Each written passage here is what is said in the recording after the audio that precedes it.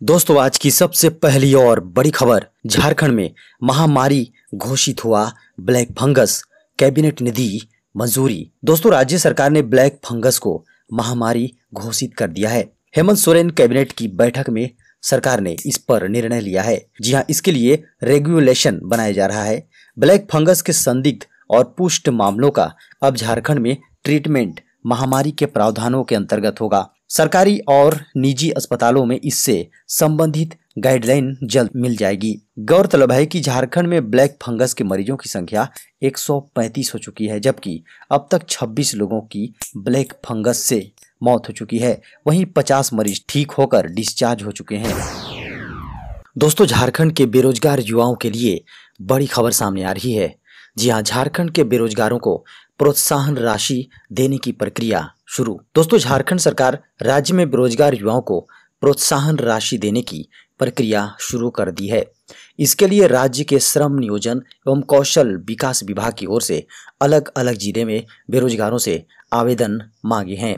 चयनित युवाओं को हर वर्ष 5,000 रुपये प्रोत्साहन राशि दिए जाएंगे। आपको बता दें कि विधवा, परित्यक्ता, आदिम जनजाति, दिव्यांगों को 7,500 रुपये तक हर वर्ष मिलेंगे।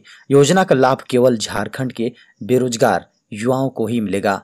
यह भी वैसे युवाओं को मिलेगा जिन्होंने झारखंड के विभिन्न विभागों की ओर से संचालित स्किल डेवलपमेंट के तहत ट्रेनिंग ली हो। झारखंड में आज जारी हो सकती है अनलॉक 4 की नई गाइडलाइंस। दोस्तों, झारखंड में मौजूदा लॉकडाउन की स्थिति कुछ और राहतों के साथ बढ़ सकती है। हालांकि लॉकडाउन की स्थिति को अभी पूरी तरह से खत्म नहीं किया जाएगा। अनलॉक 3 की अवधि 24 जून की सुबह 6 बजे खत्म हो रही है। वहीं उम्मीद जताई जा रही है कि बुधवार को यानी आज आपदा प्रबंधन विभाग की बैठक में अगले सप्ताह के लिए आदेश जारी किया जाएगा।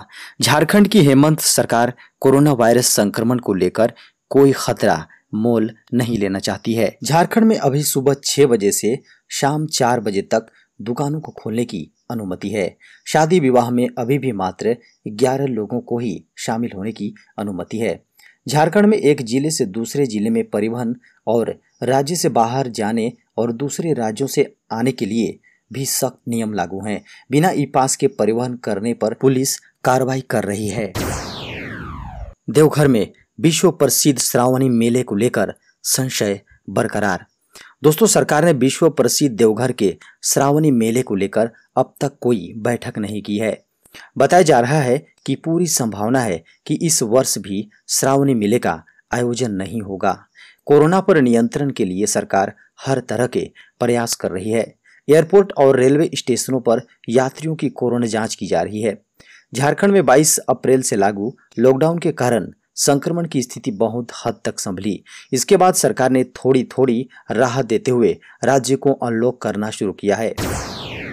बोकारो में यूपीएससी की तैयारी कर रही युवती का पंखे से झूलता मिला शव। बोकारो जिले के आनंदा होटल में युवती का शव पंखे से झूलता हुआ पाया गया। खबरों के अनुसार जब होटल कर्मी सर्विस के लिए रूम में पहुंचा तो युवती का शव पंखे से लटकता हुआ पाया। पुलिस सूचना पाकर घटना स्थल पर पहुंची और शव को पोस्टमार्टम के लिए भेज दिया। पुलिस ने घटना की जानकारी उसके परिजनों को दी। घटना की सूचना मिलते ही उसके परिजन होटल पहुंचे। उन्होंने बताया कि वो यूपीएससी की तैयारी कर रही थी। आपको बता दें कि होटल के कमरे से पुलिस को एक सुसाइड नोट भी मिला है। उस नोट में लिखा हुआ है कि तुम किसी लड़की को बदनाम मत करना।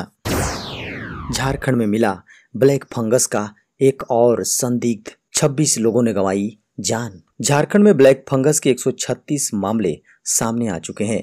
इनमें 82 लोगों में ब्लैक फंगस की पुष्टि हो चुकी है, जबकि संदिग्ध मरीजों की संख्या 52 तक पहुंच गया है।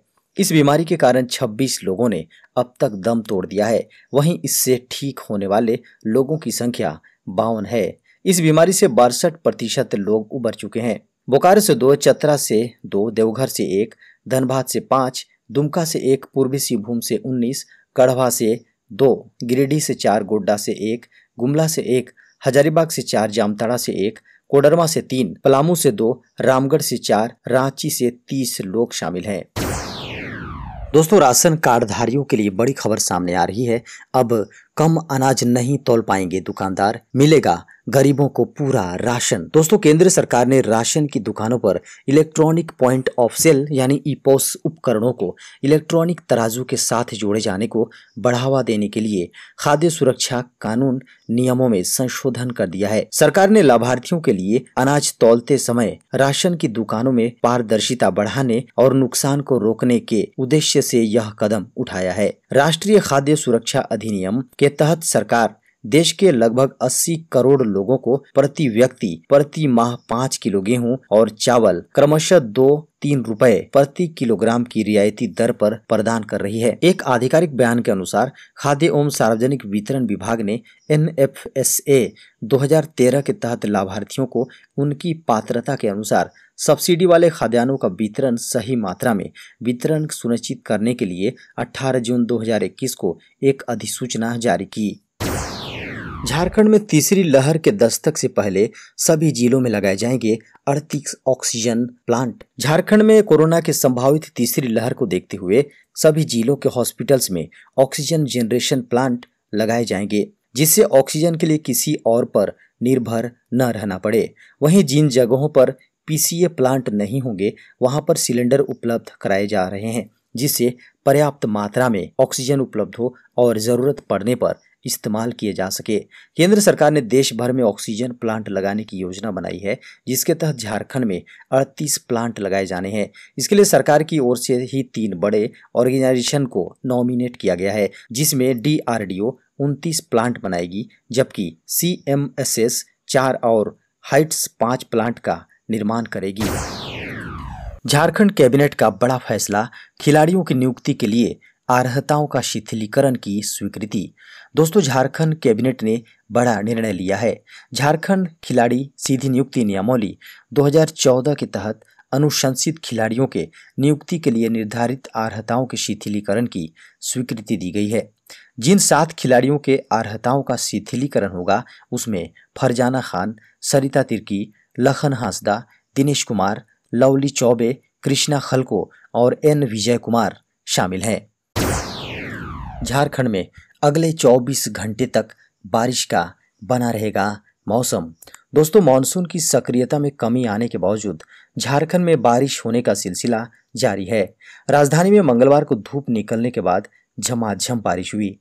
बारिश के बाद भी बादल छाए हुए हैं। मौसम विभाग के अनुसार अगले 24 घंटों के दौरान भी झारखंड के विभिन्न इलाकों में 1 से 2 बार हल्की से मध्यम दर्जे की बारिश की संभावना है। आपको बता दें कि पूरे झारखंड में 1 जून से अब तक 234.1 मिलीमीटर बारिश हो चुकी है। यह सामान्य वर्षा से 100% अधिक है। झारखंड में 2 जिलों में 400 मिलीमीटर और 200% से अधिक वर्षा हो चुकी है। झारखंड के पूर्वी सिंहभूम में बनेगा केंद्रीय विद्यालय, जमीन देने के प्रस्ताव को कैबिनेट ने दी मंजूरी। दोस्तों, झारखंड के पूर्वी सिंहभूम जिले के घाटशिला में केंद्रीय विद्यालय की स्थापना होगी। बड़ा पहाड़ मौजा में 7.94 एकड़ जमीन पर केंद्रीय विद्यालय की स्थापना की जाएगी। इसके स्थापना के लिए झारखंड सरकार ने केंद्रीय विद्यालय संगठन और मानव संसाधन विकास विभाग को निःशुल्क भूमि देगी। भूमि हस्तांतरण के प्रस्ताव को कैबिनेट ने मंजूरी दे दी है। इसके साथ ही झारखंड के 83 प्रखंडों में 3 अरब 85 करोड़ 68 लाख रुपए से आवासीय भवनों का निर्माण कराने के प्रस्ताव समेत 16 प्रस्तावों को झारखंड कैबिनेट ने स्वीकृति दी है। झारखंड में 50 दिन में 40,000 लोगों ने जीती कोरोना की जंग। दोस्तों, झारखंड में अब कोरोना कमजोर पड़ रहा है। झारखंड में कोरोना की दूसरी लहर का प्रकोप अंतिम दिन में है। पिछले 50 दिनों में झारखंड में 40,000 से ज्यादा लोगों ने कोरोना को जीता है। राज्य की रिकवरी रेट भी अब 98.08% पर पहुंच गई है। फिलहाल कोरोना के 1489 मरीज झारखंड में एक्टिव हैं। कोरोना ने राज्य में सबसे ज्यादा तेजी से अप्रैल के आखिरी सप्ताह में अपना पांव पसारा था। 22 अप्रैल से 28 अप्रैल के बीच राज्य में 44,133 मरीज मिले थे। इतना ही नहीं, इसके अगले ही सप्ताह इस बीमारी से सबसे ज्यादा लोगों की मौत हुई थी। 29 अप्रैल से 5 मई के बीच कोरोना के सबसे अधिक 951 लोगों को अपनी जान गंवानी पड़ी। दोस्तों सीबीएसई छात्रों के लिए बड़ी खबर सामने आ रही है। अगस्त से सितंबर के बीच होगी 12वीं बोर्ड की परीक्षा, कराना होगा ऑनलाइन पंजीयन। केंद्रीय माध्यमिक शिक्षा बोर्ड 12वीं बोर्ड की वैकल्पिक परीक्षा का आयोजन 15 अगस्त से 15 सितंबर 2021 के बीच करेगा। सीबीएसई के मौजूदा मूल्यांकन प्रक्रिया से प्राप्त अंक से जो विद्यार्थी संतुष्ट नहीं होगा वो अपने प्रदर्शन में सुधार करने के लिए उस परीक्षा में शामिल हो सकता है। सीबीएसई ने मंगलवार को इसकी घोषणा कर दी।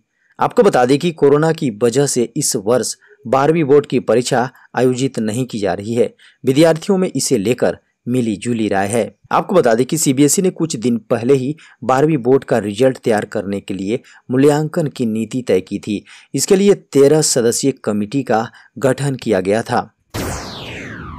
सीएम हेमंत सोरेन की अध्यक्षता में बनी ट्राइब्स एडवाइजरी काउंसिल को राज्यपाल द्रौपदी मुर्मू की मंजूरी। राज्यपाल ने मुख्यमंत्री हेमंत सोरेन की अध्यक्षता में झारखंड ट्राइब्स एडवाइजरी काउंसिल के गठन को अपनी सहमति दे दी। इस संबंध में अनुसूचित जनजाति, अनुसूचित जाति, अल्पसंख्यक एवं पिछड़ा वर्ग कल्याण विभाग ने अधिसूचना जारी कर दी है। कमेटी में पदेन उपाध्यक्ष अनुसूचित जनजाति, अनुसूचित जाति मंत्री चंपई सोरेन को बनाया गया है। झारखंड में ड्राइविंग लाइसेंस बनने की प्रक्रिया हुई शुरू। दोस्तों परिवहन विभाग ने लर्निंग व ड्राइविंग लाइसेंस बनाने की अनुमति फिर से दे दी है। सोमवार को विभाग की आयुक्त किरण पासी के सिग्नेचर से यह आदेश जारी किया गया। सभी डीटीओ को लाइसेंस बनाने की प्रक्रिया को तत्काल शुरू करने का निर्देश दिया गया है। परिवहन आयुक्त के अनुसार आम लोगों की परेशानियों व राजस्व में हो रही क्षति को देखते हुए उक्त आदेश जारी किए गए हैं। लाइसेंस बनाने के दौरान शारीरिक दूरी का पालन किए जाने का निर्देश दिया गया है। जारी निर्देश में कहा गया है कि जहां पर टेस्ट होगा वहां की साफ सफाई पर विशेष ध्यान दें। साथ ही टेस्ट में भाग लेने वाले लोगों के हाथों को लगातार सैनिटाइज कराएं।